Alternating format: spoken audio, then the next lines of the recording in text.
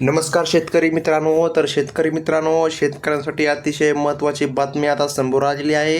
बघा, जो काय पीक विमा होता, हा पीक विमा शेतकऱ्याच्या खात्यावर जमा झालेला नाही. बघा, आता हा पीक विमा शेतकऱ्याच्या खात्यावर जमा झालेला नाही. तर मग शेतकरी बांधवांनी पीक विमा खात्यावर जमा होण्यासाठी काय करावं लागेल, काय कारण आहे बघा.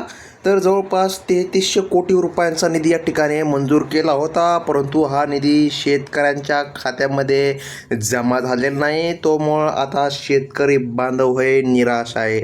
बघा, तर काय आहे अपडेट, तर नेमकं काय झालं होतं की नेमकं शेतकऱ्यांना हा पीक विमा मिळाला नाही. बघा, काय होत आहे, चुकीच्या बातम्या येत आहे. पीक विमा मंजूर झालेला आहे, पीक विमा शेतकऱ्याच्या खात्यावर मिळण्यास सुरुवात देखील झालेली आहे, अशा अनेक फेक न्यूज यूट्यूबवर येत आहे.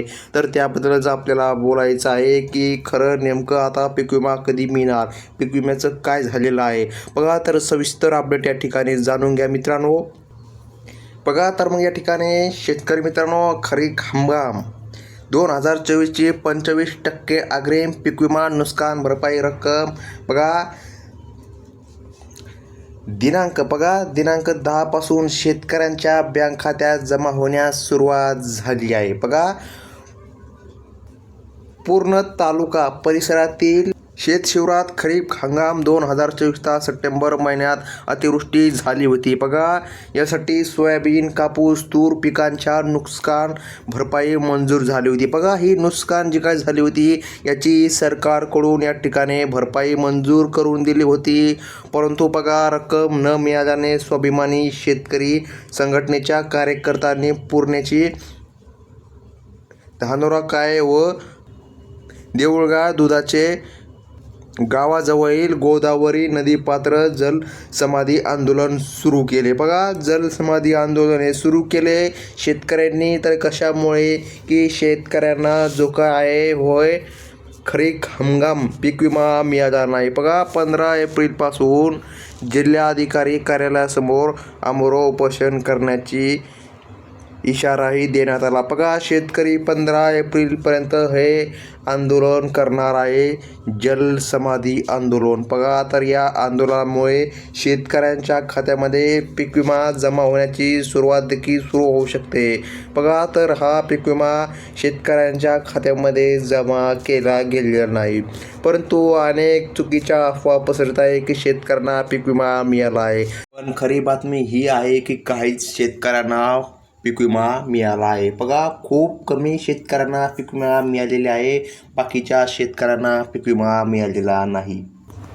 बघा, तर दरम्यान परभणी जिल्ह्यातील शेतकऱ्यांना अग्रिम भरपाई देण्यासाठी शासनाने 19 कोटींचा राज्य हिस्सा विमा कंपन्यांकडे पाठवला होता. बघा, त्यानंतर 8 एप्रिलपासून प्रधानमंत्री पीक विमा योजनेअंतर्गत माहिती प्रधानमंत्री पीक विमा पोर्टलवर चढवण्याचे काम जलद गतीने चालू करण्यात आले होते. बघा, त्यानंतर आजपासून शेतकऱ्यांच्या बँक खात्यात थेट डीबीटी प्रणालीद्वारे अग्रिम पीक विमा भरपाई रक्कम जमा करण्यास सुरुवात झालेली आहे. तसे संदेश शेतकऱ्यांना भ्रमणध्वनी येत आहेत. बघा, त्यामुळे स्वाभिमानी शेतकरी संघटनेच्या जलसमाधी आंदोलनाला मोठ्या ठिकाणी यश आल्याचे बोलले जात असून शेतकऱ्यांतून समाधान व्यक्त केले जात आहे. बघा, येत्या 8 दिवसांत सर्व शेतकऱ्यांना पीक विमा भरलेल्यासह शेतकऱ्यांच्या खात्यावर अग्रिम रक्कम जमा होणार. बघा, जे काय आंदोलन आहे, तर या आंदोलनाच्या माध्यमातून आतापर्यंत पूर्ण शेतकऱ्याला या ठिकाणी पीक विमा मिळाला नाही. त्यामुळे हे आंदोलन 15 एप्रिलपर्यंत सुरू राहणार, जोपर्यंत सर्व शेतकऱ्यांच्या खात्यामध्ये पैसे येणार नाही. बघा, तर ह्या आंदोलनाला यश येण्यास सुरुवात झालेली आहे. शेतकऱ्यांच्या खात्यामध्ये देखील काही पैसे पडण्यास सुरुवात झालेली आहे, परंतु लक्षामध्ये घ्या, आतापर्यंत सर्व शेतकऱ्यांना पीक विमा मिळाला नाही. तर शेतकरी मित्रांनो, ही होती आजची अपडेट. व्हिडिओ आवडल्यास एक लाईक नक्की ठोका. धन्यवाद.